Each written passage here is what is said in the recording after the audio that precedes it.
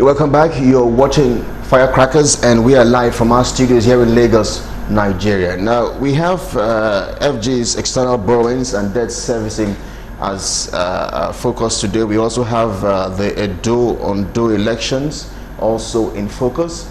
However, we also have the University of Lagos leadership tussle. It's been in the news for almost 3 weeks to 1 month now. The university has suffered a lot of crisis in this period. It's been a battle, a tussle between the major players, of course. But to talk about this crisis, who better than the UNILAG ASUU chairman, Dr. Dele Ashiru. Many thanks indeed for agreeing to speak with Galaxy TV. Thank you very much for this invitation. It's been a probably very trying time for the association, hasn't it? Yeah, it certainly has been, because you know, when you have an institution where stability seems to be a challenge and the centers seem not to hold, the consequence actually is on those who work there. And as a union of intellectuals that we represent, we have had to engage in this crisis in such a manner as to still keep our head afloat within the situation that we have found ourselves. Because you're probably appearing on our station within this crisis probably for the first time, talk us through what exactly played out. I mean, at the point it appeared we had 2 vice chancellors in one university. How could this be?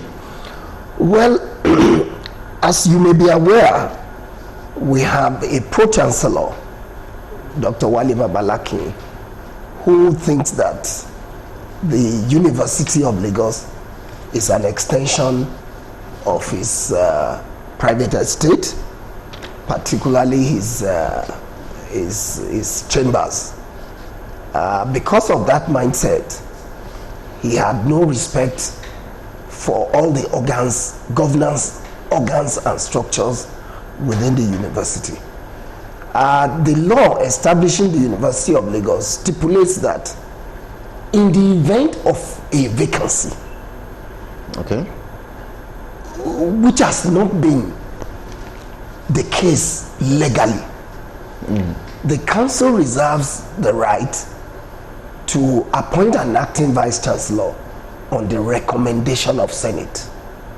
That's what the law says, and that's very clear. I need to go over that again so we can get it. Just go over that act again, or that law again. The law establishing the University of Lagos stipulates that anytime there's a vacancy in the office of the vice chancellor, the council reserves the right to appoint an acting vice chancellor on the recommendation of the university senate. Okay. Which follows ipso facto that before any pronouncement about anybody who wants to act in that capacity, Senate must be consulted. In this instance, not only did Dr. Wale Babalaki engaged in the illegality of purportedly removing the vice chancellor, he also unilaterally, without consulting anybody, any organ of the university, imposed on us a so-called acting vice chancellor. Okay. And to that extent, of course, our union rejected that position.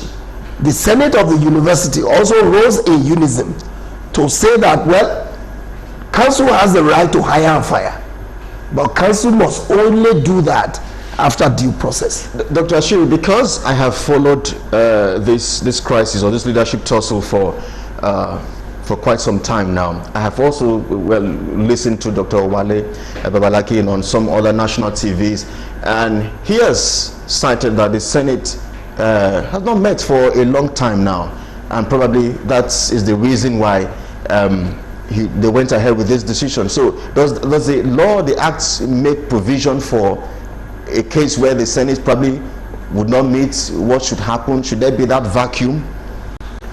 Well, Dr. Wale Babalaki is just being economical with the truth. You think so? Yes. Tell us why, please. Senate has not met for some time, yes. But that does not abrogate Senate. That doesn't mean that there's no Senate in the university.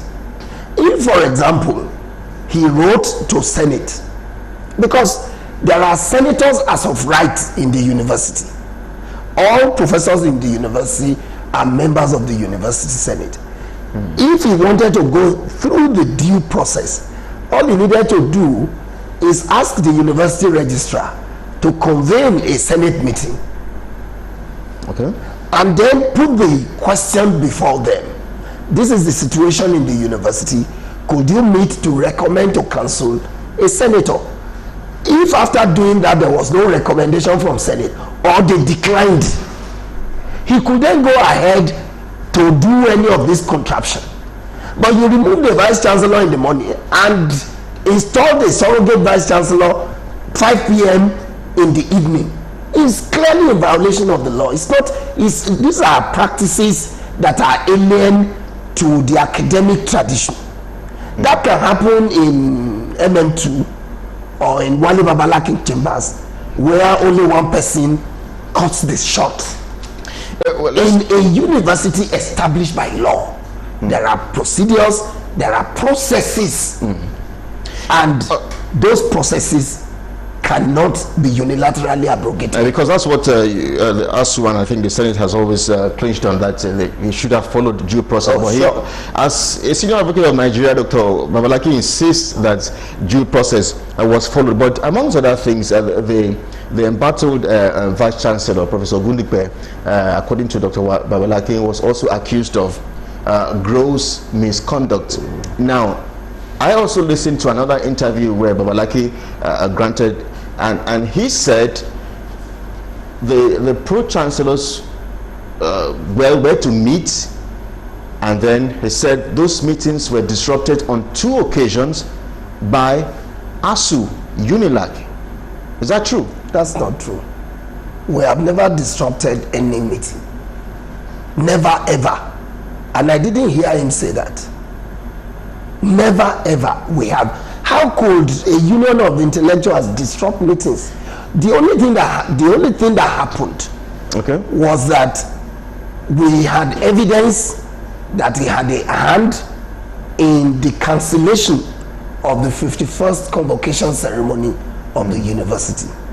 And our Congress met and found that the role he played in the cancellation of that convocation did not consider the psychological trauma on students, parents, staff, well-wishers of the university, the psychological trauma on the students, the huge financial implication on the university, the consequence of the cancellation on the name, reputation, and the age-long cherished image of the University of Lagos.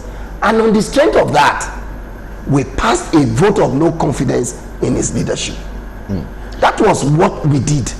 We never disrupted any meeting. We never entered any meeting. We never did any of such. So if that happened, maybe in the figment of his imagination, but that never happened. Dr. Ashiru, as we begin to wind down now on this topic with you, because we are really pressed for time, parents who are at home watching us now might not be concerned about all of this leadership tussle. I mean, they're more interested about their children going back to school. ASUU has been on strike for some months now, I think almost 5 months or thereabout. They are more concerned about their children going back to the 4 walls of learning, or even, I'm wondering why we don't even have an e-learning system for most of the tertiary institutions. I mean, even the primary and secondary schools made provisions for pupils and students to switch or cross over to e-learning, but undergraduates are at home. One of the reasons why ASUU is on strike is this very point that you have raised: funding of education. Parents should stop being selfish. They should take more than a passing interest in what is going on in Nigerian universities. And how do you mean? Yeah, but because you say they want their children to go back to school. Go back to which school? A school where there are no classrooms for their children to study? A school where they have hostels originally built for 16, 18 people are currently living there at the moment. Classrooms built for 20, 24 people, more than 1,000 people are studying in those classrooms. Teachers that are teaching your words are not paid salaries for upwards of 3-4 months. You are unconcerned. All you want is your children to go back to school. Parents, Nigerians should become more realistic and more alive to their responsibilities. But who is responsible for admitting this student? Because sometimes it appears the government. Because JAMB will send students to UNILAG. You cannot say no. If you say you have space for 24 people, they say there are 1,000 people seeking admission, you have to admit them. Look, Nigerians must take an activist role in tertiary education in Nigeria, because no nation can rise above its level of educational advancement. And that is why Nigeria still suffer underdevelopment and undevelopment, because everybody wants to just muddle through without bothering whether the right thing is done. ASUU is on strike to improve the facilities in the university. More than 10 years ago, we've been saying that these facilities should be improved so that in times like this, we can teach from the comfort of our rooms. Even the private schools that you are talking about, WhatsApp message and Facebook is not e-learning. What goes into e-learning is much more than what we are doing in Nigeria. So government must begin. But Doctor, that's the platform to at least communicate and reach out to the students. E-learning is much more than communication, and at the tertiary level, it's a different ball game.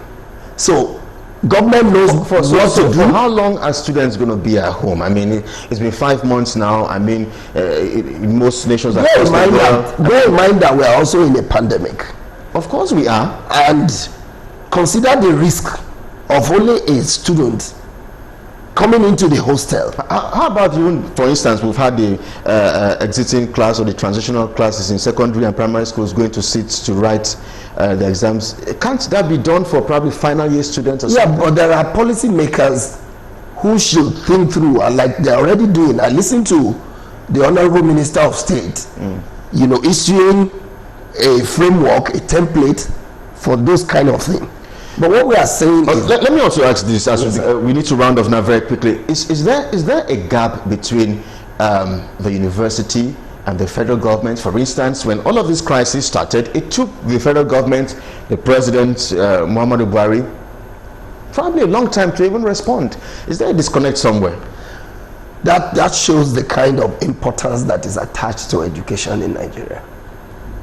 And I think those in government are in a better position to respond to that. But as much as I know, what I think is happening here is that there's a deliberate attempt to de-educate Nigerians, because educated people are difficult, to oppress.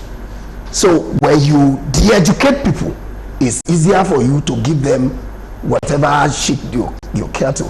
So I think that government is not taking education as seriously as they should, and it is the duty of Nigerians, all of us, parents, journalists, artisans, teachers, lawyers, to put pressure on government, because those societies that are making progress are doing so because they are not taking education with the kind of levity that we are taking it. I may beg to differ with you, because I remember Buhari saying that he had promised to overhaul the educational system. Promise. But Dr. Dele Ashiru, the ASUU Chairman, University of Lagos, I believe that's a good place to anchor with you. We hope to see more of you on the show. Many thanks indeed for coming on the show. Thank you for this opportunity. It's indeed a pleasure. You're watching Firecrackers. We're back in just a moment. We'll take a few visuals. Since we are on education, let's just see these NANS protests calling for the reopening of universities, as well as Some teachers are calling out for pay of their 5 months salary. We are back in a moment. Stay with us. Teachers are saying they should need